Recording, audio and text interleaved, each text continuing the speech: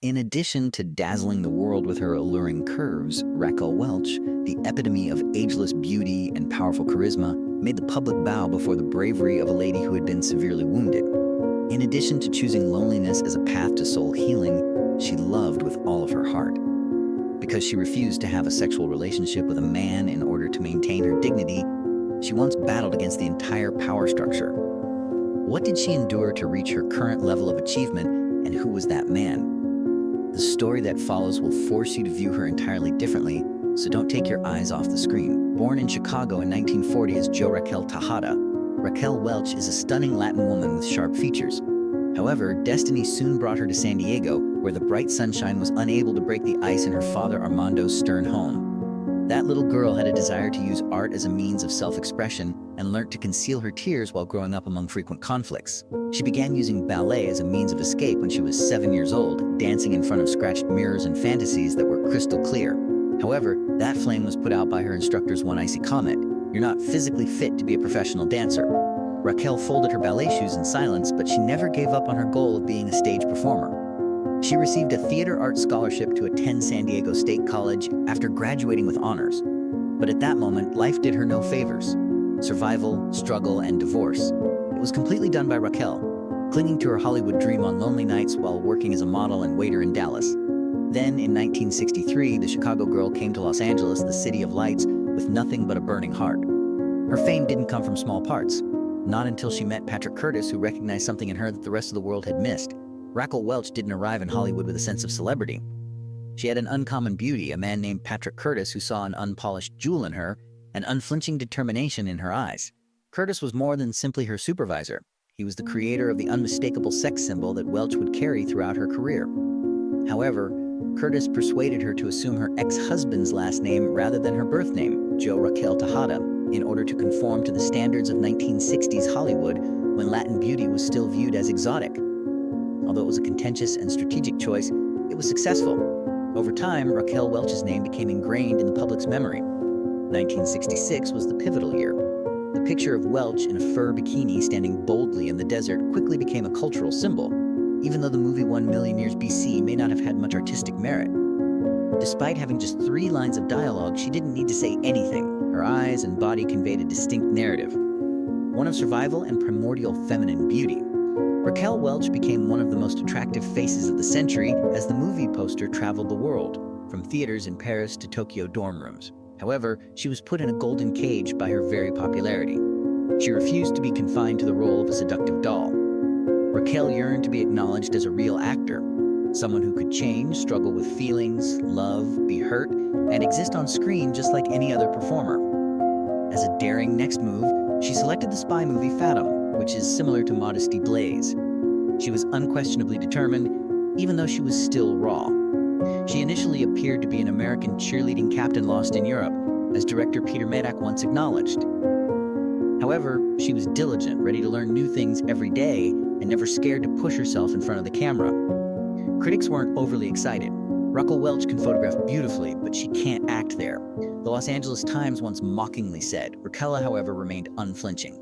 She continued to cast herself in a range of parts, such as Lady in Cement, opposite Frank Sinatra and 100 Rifles, where she bravely defied racial stereotypes by starring in a romantic sequence with black actor Jim Brown, which was previously frowned upon in Hollywood. She also made it plain that she would not participate in nude scenes. "I'm not a showpiece, even though I can be attractive." In a prejudiced film industry, Welch played a transgender woman in Myra Greenidge in 1970, the most daring role of her career. The film was rife with controversy, a disorganized production, internal strife, and most notably, difficulties between Welch and the legendary Mae West, who left the set after just 3 days. Raquel Welch's courage to venture outside her comfort zone, however, was what really important. She didn't mind being disliked. Challenges didn't scare her. Additionally, she refused to allow the term sex symbol to define who she was. Raquel Welch was more than just a beautiful woman. She was a woman who dared to dream large and overcame every obstacle her time attempted to put in her way. Raquel Welch was more than simply a 1970s sex icon. In a Hollywood still entrenched in bigotry, she was the epitome of charming disobedience. She was more than simply a movie star when she took the stage at the Oscars in Goldie Hawn's place. She represented a whole generation of women who longed to be acknowledged for their actual abilities. Welch bravely took on challenging parts, pushed herself, and never gave up in her relentless quest to escape the seductive stereotype that the media had forced upon her. The route was far from easy, though. Her dismissal from the movie Canary Row in 1982 due to her age was shocking. She didn't remain quiet. Raquel successfully sued MGM and was awarded a $10.8 million settlement, which was a severe blow to prejudice and a potent symbol of tenacity. Welch persisted despite the industry's subsequent rejection of her. She came to Hollywood to be heard, not to be liked. Raquel Welch never really disappeared from the spotlight, even after Hollywood abandoned her. She made an unexpected comeback to the big screen in 2001 with Legally Blonde, following years of struggle to establish her value beyond the status of sex symbol. In addition to making audiences laugh, Welch's portrayal of a beautiful yet elegant and funny figure demonstrated that, even in her 60s, she could reinvent herself and enthrall a new generation with a presence that no one could match. Behind the glitz, Raquel Welch's private life was a collection of colorful tales in which fame, love, and suffering blended together like a Hollywood screenplay. It appeared to be a peaceful start to her first marriage to James Welch, her high school lover. They have 2 kids, Damon and Tunny, after being married in 1959. However, reality quickly collapsed, as is the case with many American aspirations. 2 years after their separation in 1962, they got divorced. For the remainder of her life, Raquel continued to use James' last name. She made the decision to never forget this aspect of her past. Raquel once admitted, "I never did it right," in a rare moment of candor about her personal life. Additionally, many males found it intolerable that I was the center of attention. The price a woman so remarkable in spirit and beauty had to pay in a world dominated by men was reflected in that statement, which was like a mirror held up to society. Welch married Patrick Curtis, the man who had shaped her public persona, for the second time in 1967. The fairy story came to an end in 1972, yet they were married on Valentine's Day in Paris. Curtis caused a sensation in the media after their divorce by asserting that Welch had an abortion while they were together, a very intimate disclosure that tarnished the well-maintained image she had long defended. Rumors that she had an affair with actor Sancho Gracia while filming 100 Rifles in Spain continued to plague her at the same time.